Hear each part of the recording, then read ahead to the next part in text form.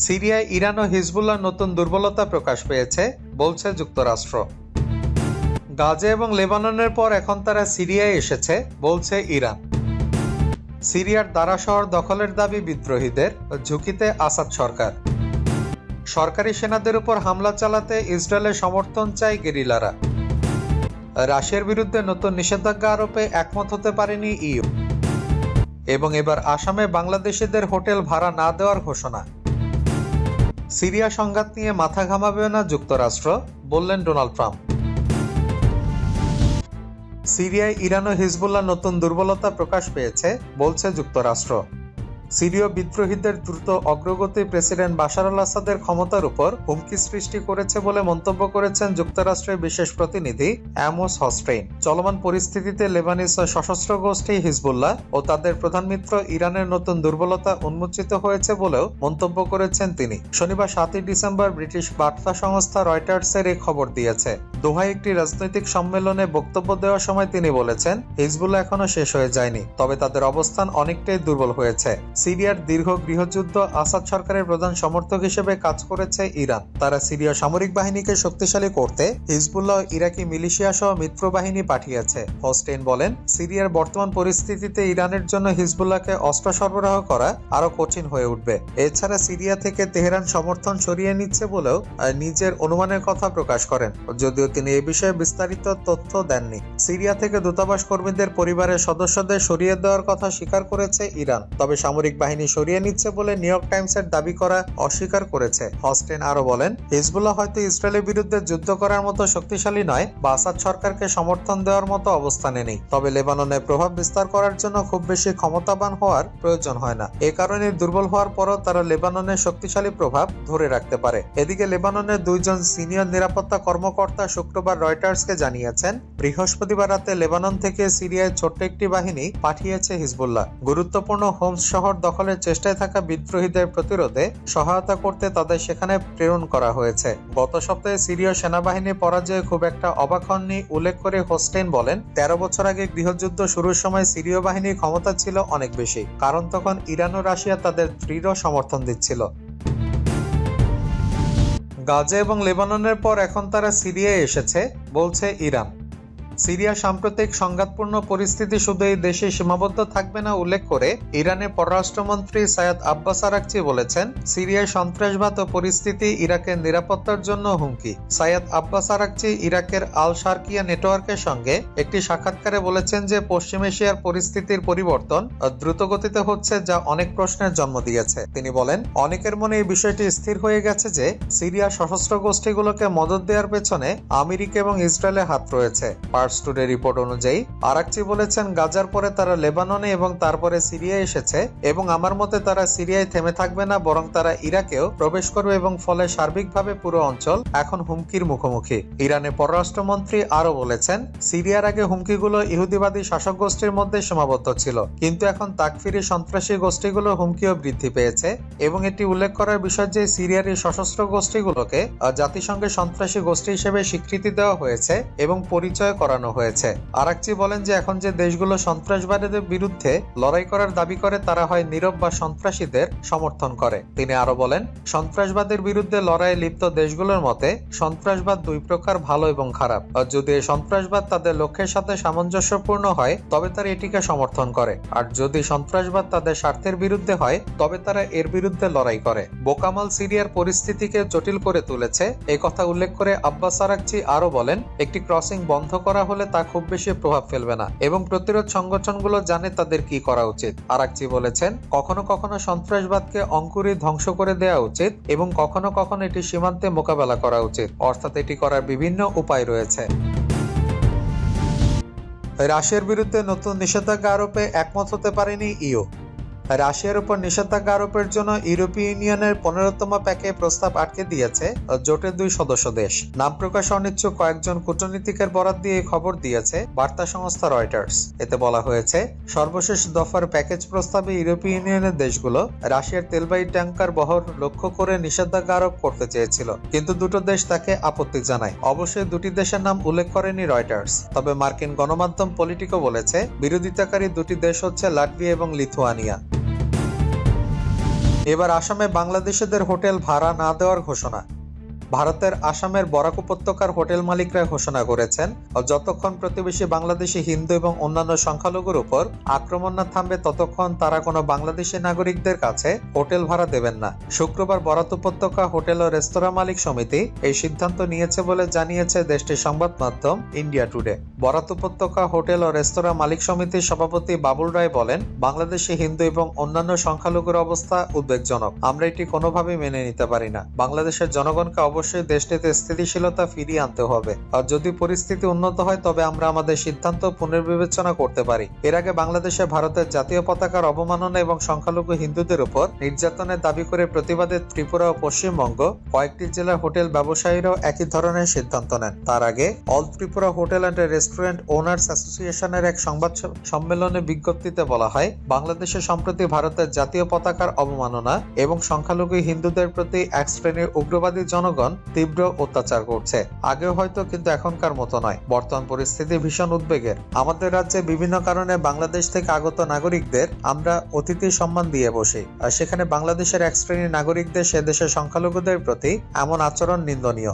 এই প্রেক্ষাপটে all Tripura hotel এবং রেস্টুরেন্ট ওনার্স অ্যাসোসিয়েশন 2রা ডিসেম্বর থেকে সাময়িকভাবে আমাদের রাজ্যে আগত বাংলাদেশি নাগরিকদের কোনো পরিষেবা না দেওয়ার সিদ্ধান্ত নিয়েছে। সম্প্রতি ত্রিপুরার আগরতলায় বাংলাদেশ সহকারী হাইকমিশনে হামলা চালায় হিন্দু সংঘর্ষ সমিতি নামে একটি সংগঠনের সদস্যরা। সেখানে বাংলাদেশের পতাকা নামিয়ে তাতে আগুন দেয় তারা। পরে এই ঘটনাকে দুঃখজনক উল্লেখ করে বিবৃতি দেয় ভারতের পররাষ্ট্র মন্ত্রণালয়। এদিকে বাংলাদেশের পররাষ্ট্র মন্ত্রণালয় এক বিবৃতিতে জানায়, এই ঘটনায় বাংলাদেশ গভীরভাবে ক্ষুব্ধ।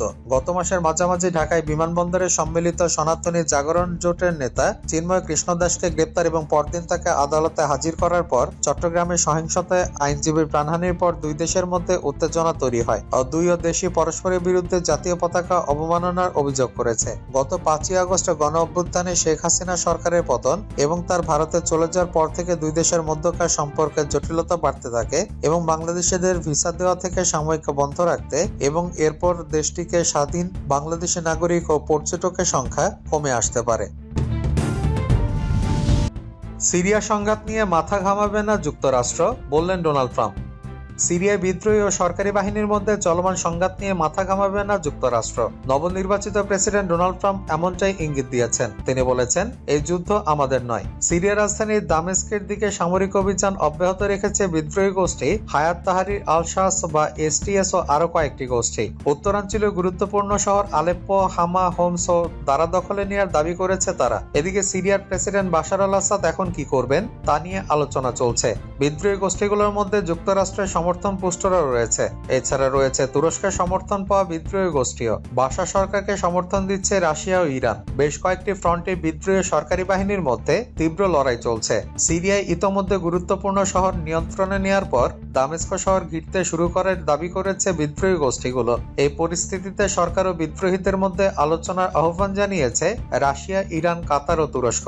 এর মধ্যে শনিবার 7 ডিসেম্বর নিজের মালিকানাধীন সামাজিক যোগাযোগ মাধ্যম ট্রুথ সোশ্যালে দেয়া এক পোস্টে সিরিয়া নিয়ে কথা বলেন ট্রাম্প। বলেন, সিরিয়া একটি বিশৃঙ্খল রাষ্ট্র, দেশটি আমাদের বন্ধু নয়। তিনি আরো লেখেন, সিরিয়ার পরিস্থিতি নিয়ে যুক্তরাষ্ট্রের কিছু করার নেই। এটা আমাদের লড়াই নয়। যা ঘটছে ঘটুক, এর মধ্যে জড়ানোর দরকার নেই। গত 27 নভেম্বর হায়াত তাহরির আল শাম বা এসটিএস এর নেতৃত্বে বিদ্রোহী গোষ্ঠীগুলো সরকারি বাহিনীর উপর আকস্মিক হামলা শুরু করে। আল কায়েদার সঙ্গে সংশ্লিষ্ট একটি সংগঠন থেকে বের হয়ে এসটিএস গঠিত হয়। এসটিএস এর নেতৃত্বে ঘটনার আকস্মিকতায় দৃশ্যত অপ্রস্তুত হয়ে পড়ে সরকারি বাহিনী। গত সপ্তাহে দ্রুতগতিতে সামরিক অভিযান চালিয়ে আলেপ্পো দখল করে নেয় এসটিএস। লেবাননে হিজবুল্লাহ ইসরায়েলের মধ্যে যুদ্ধবিরতি হওয়ার পরপরই এই ঘটনা ঘটে। হিজবুল্লাহ আসাদের মিত্র হিসেবে পরিচিত। উত্তরাঞ্চলে আলেপ্পো দখলের পর বিদ্রোহীরা মধ্যাঞ্চলে হামা শহরের দিকে যাত্রা শুরু করে। গত বৃহস্পতিবার 5 ডিসেম্বর তারা হামা দখল করে। শহরটিতে 10 লাখের বেশি মানুষের বসবাস। শনিবার হোমস ও দারা দখলের দাবি করা হয়েছে। দারার দখল নেওয়ার মধ্য দিয়ে আসাদ সরকারের ক্ষমতা হুমকিতে পড়েছে বলে মনে করা হচ্ছে। সরকারি সেনাদের উপর হামলা চালাতে ইসরায়েলের সমর্থন চায় গেরিলারা। কথিত ফ্রি সিরিয়ান আর্মি গেরিলা গোষ্ঠীর একজন কমান্ডার ইহুদিবাদী ইসরায়েলের সাথে বন্ধুত্বপূর্ণ সম্পর্ক প্রতিষ্ঠার আগ্রহ প্রকাশ করেছেন। তিনি রাজনৈতিক এবং সামরিক সমর্থন দেওয়ার জন্য দখলদার সরকারের প্রতি আহ্বান জানিয়েছেন। নাম প্রকাশে অনিচ্ছুক ফ্রি সিরিয়ান আর্মির এই কমান্ডারের উদ্ধৃতি দিয়ে টাইমস অব ইসরায়েলে এক নিবন্ধে বলেছে, সিরিয়া সরকার বিরোধী সশস্ত্র গোষ্ঠী ইসরায়েলের কাছ থেকে সুস্পষ্ট রাজনৈতিক সমর্থন পাওয়ার উপর জোর দিয়েছে। তিনি টাইমস অব ইসরায়েলকে বলেছেন, যুদ্ধক্ষেত্রে আমাদের পর্যাপ্ত যোদ্ধা রয়েছে। এখন ইসরায়েলের কাছ থেকে আমাদের যা প্রয়োজন তা হচ্ছে আসাদ সরকারের বিরুদ্ধে সুস্পষ্ট রাজনৈতিক অবস্থান। ওই কমান্ডার ইসরায়েলের কাছ থেকে বিমান সহায়তাও চেয়েছেন। তিনি বলেছেন, যেখানে সিরিয়ার সেনা দেখা যাবে সেখানেই তাদের উপর ইসরায়েলে বিমান হামলা চালানো উচিত। ওই কমান্ডার আরো বলেন, আমরা তাদেরকে রাস্তায় আটকে দিচ্ছি এবং তাদের উপর আকস্মিক হামলা চালাচ্ছি, কিন্তু আকাশ থেকে তাদের বিরুদ্ধে ইসরায়েলেরও ব্যবস্থা নেওয়া দরকার। সম্ভাব্য বন্ধুত্ব প্রতিষ্ঠার ব্যাপারে এই কমান্ডার বলেন, আমরা আঞ্চলিক যে কারো সাথে জোট গঠনের ব্যাপারে উন্মুক্ত। তিনি লেবাননে ইহুদিবাদী ইসরায়েলের সাম্প্রতিক বিমান হামলার কথা উল্লেখ করে বলেন, এইসব হামলা সিরিয়ায় তাদের অগ্রযাত্রায় সাহায্য করেছে। সিরিয়ার দারা শহর দখলের দাবি বিদ্রোহীদের, ঝুঁকিতে আসাদ সরকার।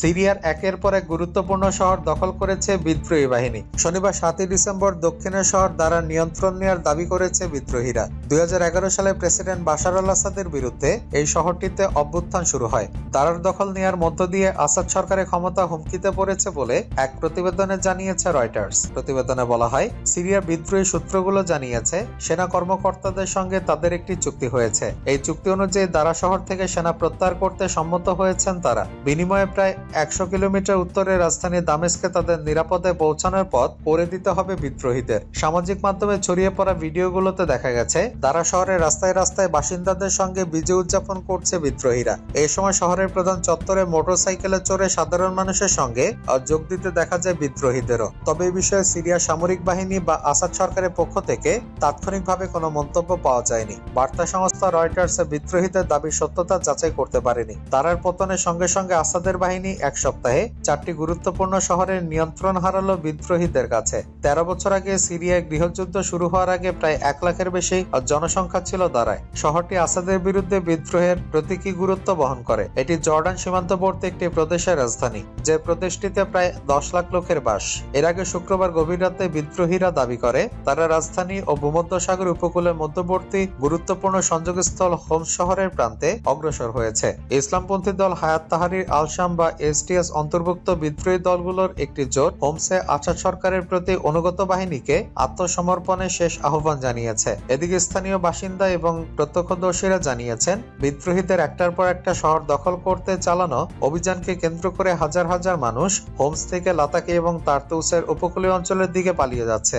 সম্প্রতি সিরিয়া সরকারের বিরুদ্ধে কয়েক বছরের মধ্যে সবচেয়ে বড় হামলা চালিয়েছে দেশটির অন্যতম একটি বিদ্রোহী গোষ্ঠী হায়াত তাহরির আল শাম। কয়েকদিনের মধ্যে তারা দেশটির একটি প্রধান শহর আলেপ্পো সহ বেশ কয়েকটি গুরুত্বপূর্ণ শহর দখল করে নেয়। 2016 সালে সিরিয়ার প্রেসিডেন্ট বাশার আল আসাদ বাহিনী ক্ষমতা দখলের পর এটি বিদ্রোহী গোষ্ঠীগুলোর সবচেয়ে বড় সম্পদ। জানিয়ে দিব হাতে থাকা সর্বশেষ আপডেট আন্তর্জাতিক সংবাদ। প্রথমেই সংবাদ শিরোনাম, দামেস্কে বিদ্রোহীরা বিমানে পালালেন প্রেসিডেন্ট আসাদ। এরপর জানিয়ে দিব গাজায় বর্বর ইসরায়েলি হামলায় নিহত আরো অর্ধশতাধিক ফিলিস্তিনি। এরপর জানিয়ে দিব দক্ষিণ কোরিয়ার প্রেসিডেন্টের অভিশংসন প্রস্তাব ব্যর্থ হলো। আরো জানিয়ে দিব সিরিয়ায় নজিরবিহীন পরিস্থিতি গভীরভাবে পর্যবেক্ষণ করছে যুক্তরাষ্ট্র। এদিকে সিরিয়া থেকে সৈন্য প্রত্যাহার করছে হিজবুল্লাহ। সর্বশেষ জানিয়ে দিব ভারতকে অস্থিতিশীল করার চেষ্টা করেছে যুক্তরাষ্ট্র, বলছে বিজেপি। এতক্ষণ শুনছিলেন সংবাদ শিরোনাম, এবারে বিস্তারিত। তবে অনুরোধ থাকবে ভিডিওটিতে একটি লাইক করবেন এবং কমেন্ট করে জানিয়ে দিবেন কোন জেলা থেকে আপনি আমাদের এই ভিডিওটি দেখছেন। দক্ষিণ কোরিয়ার প্রেসিডেন্টের অভিবাসন প্রস্তাব ব্যর্থ হলো। সামরিক আইন জারির কারণে দক্ষিণ কোরিয়ার প্রেসিডেন্ট ইউন সুক ইয়োলকে অভিশংসনে বিরোধী নেতৃত্বাধীন একটি প্রস্তাব ব্যর্থ হয়েছে। স্থানীয় সময় শনিবার 7 ডিসেম্বর পার্লামেন্টের স্পিকার এই ঘোষণা দেন। সম্প্রতি দক্ষিণ কোরিয়ায় হঠাৎ সামরিক আইন জারি করার ঘোষণা দেন প্রেসিডেন্ট ইউন। ফলে দেশটিতে রাজনৈতিক উত্তেজনা শুরু হয়। প্রেসিডেন্টের এই ঘোষণার বিরুদ্ধে অবস্থান নেন আইন প্রণেতারা। কয়েক ঘন্টা ঘণ্টার মধ্যে বিক্ষোভের মুখে সামরিক আইন জারির ঘোষণা প্রত্যাহার করতে বাধ্য হন প্রেসিডেন্ট। সেই থেকে দক্ষিণ কোরিয়ার রাজনীতিতে অনিশ্চয়তা চলছে। প্রেসিডেন্ট ইউনকে অভিশংসনের তৎপরতা শুরু করে বিরোধী জোট 5 বছর মেয়াদের জন্য নির্বাচিত ইউনের মেয়াদ পূর্ণ হতে আরো 2 বছর বাকি। সিউল থেকে এএফপি জানিয়েছে, ইউনসুক ইউলকে ক্ষমতাসীন দল ভোট বয়কট করার পর প্রয়োজনীয় কোরাম পূরণ করতে না পারায় শেষ পর্যন্ত অভিশংসন প্রস্তাব পাশ হতে পারেনি। সিরিয়ায় নজিরবিহীন পরিস্থিতি গভীরভাবে পর্যবেক্ষণ করেছে যুক্তরাষ্ট্র। সিরিয়ায় 2 যুগের বেশি সময় ধরে চলা প্রেসিডেন্ট বাশার আল আসাদের স্বৈরাচারী শাসনের অবসান ঘটেছে। সশস্ত্র বিদ্রোহীদের রাজধানী দামেস্কে প্রবেশের খবরের মধ্যেই বিমানে করে দেশ ছেড়ে পালিয়েছেন তিনি। এর ফলে মধ্যপ্রাচ্যের এই দেশটিতে সৃষ্টি হয়েছে নাটকীয় পরিস্থিতি। এমন অবস্থায় সিরিয়া পরিস্থিতির দিকে নিবিড়ভাবে নজর রাখছে যুক্তরাষ্ট্র। হোয়াইট হাউস বলেছে, সিরিয়ায় নজিরবিহীন এই পরিস্থিতি নিবিড়ভাবে পর্যবেক্ষণ করছেন মার্কিন প্রেসিডেন্ট জো বাইডেন। রোববার 8 ডিসেম্বর এই তথ্য জানিয়েছে সংবাদ মাধ্যম আল জাজিরা। লাইভ আপডেটে সংবাদ মাধ্যমটি বলেছে, সিরিয়ার প্রেসিডেন্ট বাশার আল আসাদের পতনের পর এ বিষয়ে একটি সংক্ষিপ্ত বিবৃতি প্রকাশ করেছে হোয়াইট হাউস। দামেস্কে বিদ্রোহীরা বিমানে পালালেন প্রেসিডেন্ট আসাদ। সিরিয়ার রাজধানী দামেস্কে প্রবেশ করেছে বিদ্রোহীরা। বার্তা আদান প্রদানের মাধ্যম টেলিগ্রামে বিদ্রোহীরা জানিয়েছে, আমাদের সেনারা রাজধানী দামেস্কে প্রবেশ করতে শুরু করেছে। বিবিসির লাইভ প্রতিবেদনেও বলা হয়েছে, শহরটিতে গুলির শব্দ শোনা যাচ্ছে। এদিকে 2টি সূত্রের বরাত দিয়ে বার্তা সংস্থা রয়টার্স বলছে, সিরিয়ার প্রেসিডেন্ট বাশার আল আসাদ প্লেনে করে দামেস্ক ছেড়েছেন। তবে তিনি ঠিক কোথায় গেছেন সেই সম্পর্কে এখন পর্যন্ত কিছু জানা যায়নি। সিরিয়ার 2 জন সেনা কর্মকর্তা রয়টার্সকে বলেন, রোববার 8 ডিসেম্বর আসাদ বিমানে করে দামেস্ক ছেড়েছেন। তবে তার গন্তব্য জানা যায়নি বলে জানান তারা। প্রত্যক্ষদর্শীরা বলছেন, দামেস্কের প্রধান স্কয়ারে হাজার হাজার লোক গাড়িতে এবং পায়ে হেঁটে এসেছেন। তারা হাত নাড়ছেন এবং মুক্তি মুক্তি বলে স্লোগান দিচ্ছেন। বিদ্রোহীরা বলছেন, আমরা সিরিয়ার জনগণের সঙ্গে আমাদের বন্দীদের মুক্ত ও তাদের শিকল ভাঙার এবং শ্বেতনায়া কারাগারে অবিচারের যুগের সমাপ্তি ঘোষণা করার সংবাদ উদযাপন করছি। রয়টার্স বলছে, দামেস্কের উপকণ্ঠে সেদনায় একটি বিশাল সামরিক কারাগার। সেখানে সিরিয়ান সরকার হাজার হাজার লোককে বন্দী করে রেখেছে। সিরিয়া থেকে সৈন্য প্রত্যাহার করছে হিজবুল্লাহ। সিরিয়ার প্রেসিডেন্ট বাশার আল আসাদ পালিয়ে গেছেন এই খবর জানার পর আসাদের মিত্র ইরান সমর্থিত সশস্ত্র গোষ্ঠী হিজবুল্লাহ সিরিয়ার কয়েকটি এলাকা থেকে তার সৈন্য প্রত্যাহার করেছে। গোষ্ঠীটির ঘনিষ্ঠ একটি সূত্র বার্তা সংস্থা এএফপিকে জানিয়েছে, হিজবুল্লাহ যোদ্ধারা হোমস ও দামেস্ক শহর থেকে সরে যাচ্ছে। অন্যদিকে রয়টার্স বলেছে, দলটি লেবাননের সীমান্তের কাছে পশ্চিমাঞ্চলীয় শহর গোসাইর থেকেও পিছু হটেছে। সিরিয়ার প্রেসিডেন্ট বাশার আল আসাদ পালিয়ে যাওয়ার পর বিদ্রোহী যোদ্ধারা প্রায় বিনা বাধায় রাজধানী দামেস্কে ঢুকে পড়েন। এরপরে মধ্যপ্রাচ্যের এই দেশটির রাজধানীতে রাস্তায় নেমে এসেছেন হাজার হাজার মানুষ। তাদের উল্লাস প্রকাশের পাশাপাশি স্বাধীনতা নিয়ে বিভিন্ন স্লোগানও দিচ্ছেন। অন্যদিকে দামেস্কের বিমানবন্দরে ব্যাপক বিশৃঙ্খলা দেখা দিয়েছে। প্রসঙ্গত, বাশার আল আসাদ 2000 সাল থেকে সিরিয়ার ক্ষমতায় রয়েছেন। এর আগে তার বাবা হাফেজ আল আসাদ 29 বছর দেশটি শাসন করেছিলেন। তবে 2011 সালে প্রেসিডেন্ট বাশার আল আসাদের বিরুদ্ধে ব্যাপক বিক্ষোভ শুরু হয়। ওই সময় বিক্ষোভকারীদের দমনে কঠোর পন্থা অবলম্বন করেন তিনি। এরপর বিক্ষোভকারীরা সশস্ত্র বিদ্রোহ শুরু করেন। এতে করে দেশটিতে শুরু হয় গৃহযুদ্ধ। ভারতকে অস্থিতিশীল করার চেষ্টা করেছে যুক্তরাষ্ট্র, বলছে বিজেপি। মার্কিন যুক্তরাষ্ট্রের পররাষ্ট্র দপ্তর ভারতকে অস্থিতিশীল করার চেষ্টা করেছে বলে অভিযোগ করেছে দেশটির প্রধানমন্ত্রী নরেন্দ্র মোদীর রাজনৈতিক দল ভারতীয় জনতা পার্টি। ভারতকে অস্থিতিশীল করে তোলার এই চেষ্টায় মার্কিন পররাষ্ট্র দপ্তরের পাশাপাশি যুক্তরাষ্ট্রের অর্থায়নে পরিচালিত ডিপ স্টেটের অন্যান্য শক্তিরা একযোগে কাজ করছে। বিজেপি বলছে, একদল অনুসন্ধানী সাংবাদিক এবং ভারতের বিরোধী দলীয় নেতা রাহুল গান্ধী এই তৎপরতায় জড়িত রয়েছেন। শুক্রবার ব্রিটিশ বার্তা সংস্থা রয়টার্স এক প্রতিবেদনে এই তথ্য জানিয়েছে। এতে বলা হয়, গত 2 দশকে নয়াদিল্লি ও ওয়াশিংটন নিজের মাঝে শক্তিশালী সম্পর্ক গড়ে তুলেছে। কিছু মতপার্থক্য ও বিভিন্ন অবস্থান থাকা সত্ত্বেও সম্পর্ক আরও শক্তিশালী করার প্রতিশ্রুতি দিয়েছে উভয় পক্ষ।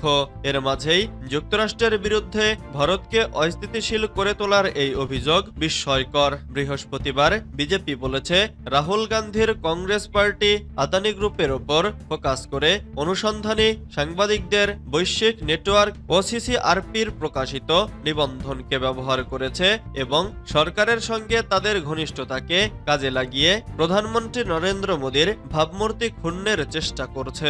বিজেপির অভিযোগ, মার্কিন পররাষ্ট্র দপ্তর organization crime and corporation reporting project অর্থায়ন করে ভারতকে অস্থিতিশীল করার চেষ্টা করছে।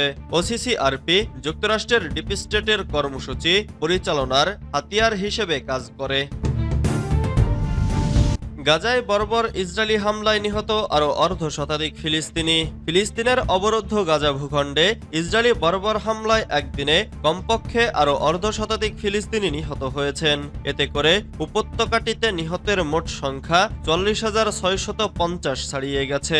এছাড়া গত বছরের অক্টোবর থেকে চলা এই হামলায় আহত হয়েছেন আরও লক্ষাধিক ফিলিস্তিনি। শনিবার 7 ডিসেম্বর এক প্রতিবেদনে এই তথ্য জানিয়েছে বার্তা সংস্থা আনাদোলু। প্রতিবেদনে বলা হয়েছে, গাজা উপত্যকায় ইসরায়েলের চলমান হামলায় কমপক্ষে আরও 52 জন ফিলিস্তিনি নিহত হয়েছেন। এতে করে গত বছরের অক্টোবর থেকে এ পর্যন্ত মোট মৃতের সংখ্যা বেড়ে 40,664 জনে পৌঁছেছে বলে শনিবার অবরুদ্ধ এই ভূখণ্ডের স্বাস্থ্য মন্ত্রণালয় জানিয়েছে। মন্ত্রণালয় এক বিবৃতিতে জানিয়েছে, নিরলস এই হামলায় আরও অন্তত 1,05,976 জন ব্যক্তিও আহত হয়েছেন। মন্ত্রণালয় বলেছে, গত 24 ঘন্টায় ইসরায়েলি বাহিনীর অব্যাহত আগ্রাসনে 52 জন নিহত এবং আরও 142 জন আহত হয়েছেন।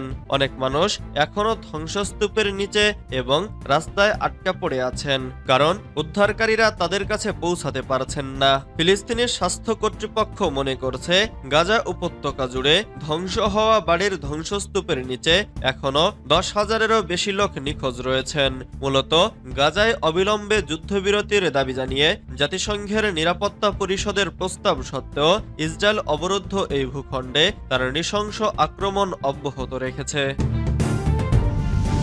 স্বৈরাচার আসাদ পালিয়েছেন, সিরিয়া এখন মুক্ত, যা বললেন বিদ্রোহী গোষ্ঠী STS। সিরিয়ার প্রেসিডেন্ট বাশার আল আসাদ যুগের অবসান। দামেস্ক ছেড়ে পালালেন প্রেসিডেন্ট বাশার আল আসাদ। সিরিয়া থেকে সৈন্য প্রত্যাহার করছে হিজবুল্লাহ। এবং কেন শান্তিরক্ষীর কথা বলেছিলেন, ব্যাখ্যা দিলেন মমতা ব্যানার্জি। লেবাননে সাদা ফসফরাস ব্যবহার করেছে ইসরায়েল, ধ্বংসলীলা চারদিকে, ভয়াবহ ক্ষতি। দামেস্কের রাস্তায় রাস্তায় জনতার উল্লাস। স্বৈরাচার আসাদ পালিয়েছেন, সিরিয়া এখন মুক্ত, যা বললেন বিদ্রোহী গোষ্ঠী STS।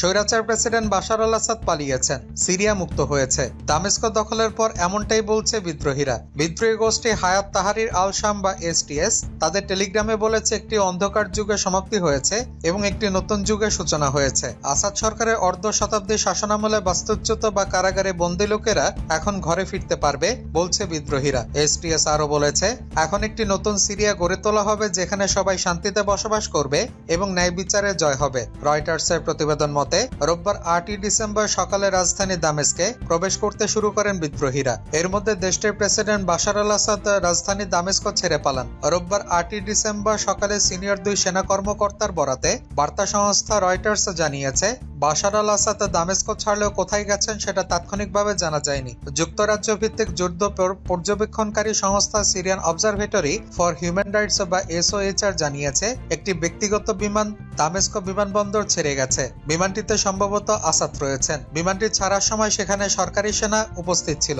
দামেস্কের শেদনায়া বড় একটি কারাগার থেকে বহু বন্দীকে মুক্তি দিয়েছে বিদ্রোহীরা। এরপর জনতার সঙ্গে দামেস্ক জয়ের উদযাপন শুরু করে তারা। বিদ্রোহীরা বলছে, আমরা সিরিয়ার জনগণের সাথে আমাদের বন্দীদের মুক্ত করার, তাদের শিকল মুক্ত করার এবং শেদনায়া কারাগারে অন্যায়ের যুগের সমাপ্তি ঘোষণা করার খবর উদযাপন করছে। এদিকে সিরিয়ার সেনা কমান্ডো অফিসারদের অবহিত করেছে যে প্রেসিডেন্ট বাশার আল আসাদের 24 বছরের কর্তৃত্ববাদী শাসনের অবসান ঘটেছে। বিদ্রোহীদের দামেস্ক দখলের পর একজন সেনা কর্মকর্তা বিষয়টি রয়টার্সকে জানিয়েছে।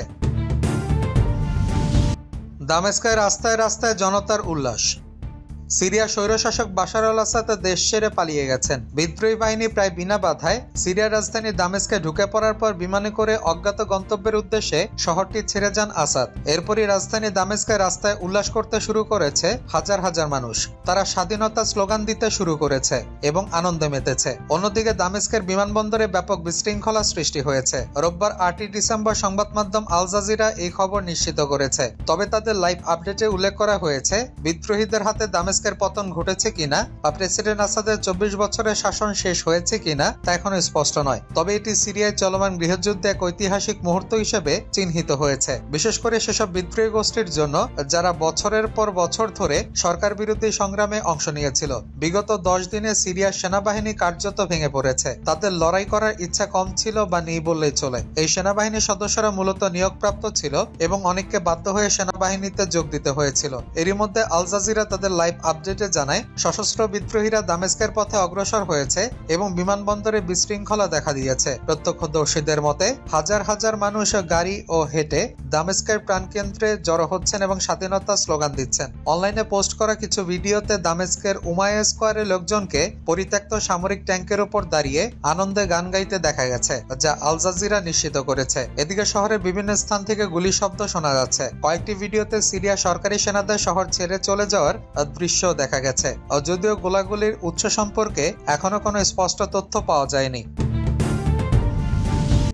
বিস্তারিত খবর পড়ছি আমি ফজলে রাব্বি। দামেস্ক ছেড়ে পালালেন প্রেসিডেন্ট বাশার আল আসাদ। সিরিয়ার প্রেসিডেন্ট বাশার আল আসাদ রাজধানী দামেস্ক ছেড়ে পালিয়েছেন। রোববার 8 ডিসেম্বর সকালে সিনিয়র 2 সেনা কর্মকর্তার বরাতে বার্তা সংস্থা রয়টার্স জানিয়েছে, বাশার আল আসাদ দামেস্ক ছাড়লেও কোথায় গেছেন সেটা তাৎক্ষণিকভাবে জানা যায়নি। রয়টার্স জানিয়েছে, বিদ্রোহী যোদ্ধারা একদিনের যুদ্ধের পর রোববার সকালে অন্যতম গুরুত্বপূর্ণ হোমস শহর দখলে নিয়েছে বলে ঘোষণা দিয়েছে। হোমস শহর দখলের পর উদযাপনও করেছে। শহর থেকে আসাদ বাহিনীর সেনা প্রত্যাহারের পর হাজার হাজার বাসিন্দা রাস্তায় নেমে আসেন। তারা আসাদ পালিয়ে গেছেন, হোমমুক্ত এবং সিরিয়া দীর্ঘজীবী হোক বলে স্লোগান দেন। প্রতিবেদনে বলা হয়েছে, হোমস দখলের পর বিদ্রোহী যোদ্ধারা দামেস্কে ঢুকে পড়েছে। এই সময় আসাদ বাহিনীর কোনো চিহ্ন ছিল না। হাজার হাজার মানুষ গাড়িতে করে এবং পায়ে হেঁটে দামেস্কের প্রধান চত্বরে জড়ো হয়ে স্লোগান দিচ্ছেন।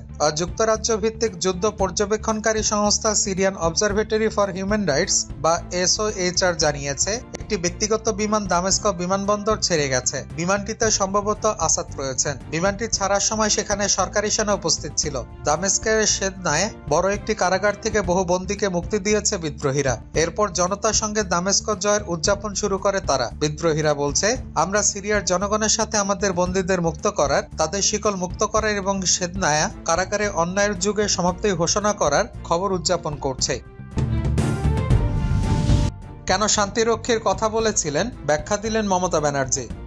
ভারত বাংলাদেশের মাঝে চলমান উত্তেজনা নিরসনে আলোচনায় বসার আহ্বান জানিয়েছেন পশ্চিমবঙ্গের মুখ্যমন্ত্রী মমতা ব্যানার্জি। পাশাপাশি তিনি অস্থিরতা কাটিয়ে সুস্থির পরিস্থিতির প্রত্যাশা করেন। পাশাপাশি তিনি এর আগে বাংলাদেশের শান্তিরক্ষীদের মোতায়েনের জন্য কেন্দ্রীয় সরকারের কাছে যে অনুরোধ জানিয়েছিলেন তারও কারণ ব্যাখ্যা করেন তিনি। শুক্রবার নিউজ 18 বাংলাকে দিয়ে এক সাক্ষাৎকারে তিনি এসব কথা বলেন। মমতা বলেন, ভারত বাংলাদেশের সমস্যা নিজেরা বসে দেখে নিন। এর জন্য আন্তর্জাতিকভাবে অনেক ফোরাম আছে, কিন্তু নেগোসিয়েশন বন্ধ করে দেওয়া ঠিক নয়। তিনি আরো বলেন, দুই দেশ একে অপরের সঙ্গে কথা বন্ধ করে দেওয়া ঠিক নয়। তিনি আরো বলেন, দুই দেশ একে অপরের সঙ্গে কথা বলে আমার মনে হয় অস্থিরতা কাটিয়ে একটা সুস্থির পরিস্থিতির মধ্যে আসুক। এটা আমার 1 নম্বর পয়েন্ট। দ্বিতীয় পয়েন্ট হলো, ভারতের পররাষ্ট্র মন্ত্রণালয়কে পার্লামেন্ট অধিবেশনে স্টেটমেন্ট দিতে হবে, ব্যাখ্যা করতে হবে বাংলাদেশের সর্বশেষ পরিস্থিতি। এটা করতে হবে আমাদের সবার জানা আছে।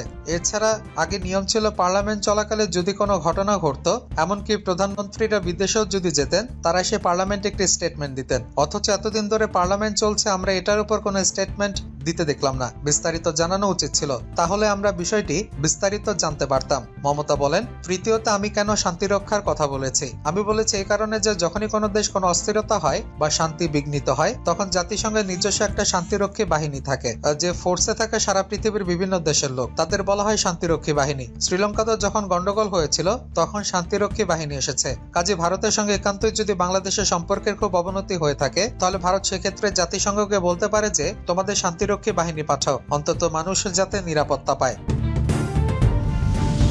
সিরিয়া থেকে সৈন্য প্রত্যাহার করছে হিজবুল্লাহ। সিরিয়ার প্রেসিডেন্ট বাশার আল আসাদ পালিয়ে গেছেন। এই খবর জানার পর আসাদের মিত্র ইরান সমর্থিত সশস্ত্র গোষ্ঠী হিজবুল্লাহ সিরিয়ার কয়েকটি এলাকা থেকে তার সৈন্য প্রত্যাহার করেছে। গোষ্ঠীটির ঘনিষ্ঠ একটি সূত্র বার্তা সংস্থা এএফপি-কে জানিয়েছে যে হিজবুল্লাহ যোদ্ধারা হোমস ও দামেস্ক শহর থেকে সরে যাচ্ছে। অন্যদিকে রয়টার্সও বলেছে দলটি লেবাননের সীমান্তের কাছে পশ্চিমাঞ্চলীয় শহর কুসাইট থেকেও পিছু উঠেছে। সিরিয়ার প্রেসিডেন্ট বাশার আল আসাদ পালিয়ে যাওয়ার পর বিদ্রোহী যোদ্ধারা প্রায় বিনা বাধায় রাজধানী দামেস্কে ঢুকে পড়েন। এরপরই মধ্যপ্রাচ্যের এই দেশটির রাজধানীতে রাস্তায় নেমে এসেছেন হাজার হাজার মানুষ। তারা উল্লাস প্রকাশের পাশাপাশি স্বাধীনতা নিয়ে বিভিন্ন স্লোগানও দিচ্ছেন। অন্যদিকে দামেস্কের বিমানবন্দরে ব্যাপক বিশৃঙ্খলা দেখা দিয়েছে। প্রসঙ্গত বাশার আল আসাদ 2000 সাল থেকে সিরিয়ার ক্ষমতায় রয়েছেন। এর আগে তার বাবা হাফেজ আল আসাদ 29 বছর দেশটি শাসন করেছিলেন। তবে 2011 সালে সিরিয়ার প্রেসিডেন্ট বাশার আল আসাদের বিরুদ্ধে ব্যাপক বিক্ষোভ শুরু হয়। ওই সময় বিক্ষোভকারীদের দমনে কঠোর পন্থা অবলম্বন করেন তিনি। এরপর বিক্ষোভকারীরা সশস্ত্র বিদ্রোহ শুরু করেন। এতে করে দেশটি শুরু হয় গৃহযুদ্ধ। যদিও 2015 সালে বাশার আল আসাদকে বাঁচাতে এগিয়ে আসে রাশিয়া। সে বছর সিরিয়ার বিভিন্ন অঞ্চল লক্ষ্য করে ব্যাপক বিমান হামলা চালায় তারা। এরপর বিদ্রোহীরা পিছু হটতে বাধ্য হয়। সিরিয়ার প্রেসিডেন্ট বাশার আল আসাদ যুগের অবসান। প্রেসিডেন্ট বাশার আল আসাদ শাসনের সমাপ্তি ঘটেছে বলে সিরিয়ান কর্মকর্তাদের জানিয়েছেন দেশটির সেনা কমান্ডার। বিষয়টি সম্পর্কে জ্ঞাত সিরিয়ার একজন কর্মকর্তা বার্তা সংস্থা রয়টার্সকে এই তথ্য নিশ্চিত করেছে। সিরিয়ার বিদ্রোহীরা বলছেন সিরিয়া এখন আসাদ থেকে মুক্ত। এর আগে সিরিয়ার দুইজন সেনা কর্মকর্তা রয়টার্সকে বলেছেন আসাদ প্লেনে করে দামেস্কে ছেড়েছেন। তবে তিনি ঠিক কোথায় গেছেন সে সম্পর্কে এখন পর্যন্ত নিশ্চিত করে কিছু জানা যায়নি। ফ্লাইট রাডার ওয়েবসাইটের বরাত দিয়ে জানানো হয়েছে আর দামেস্ক বিমানবন্দর থেকে সিরিয়ার একটি বিমান উড্ডয়ন করেছে।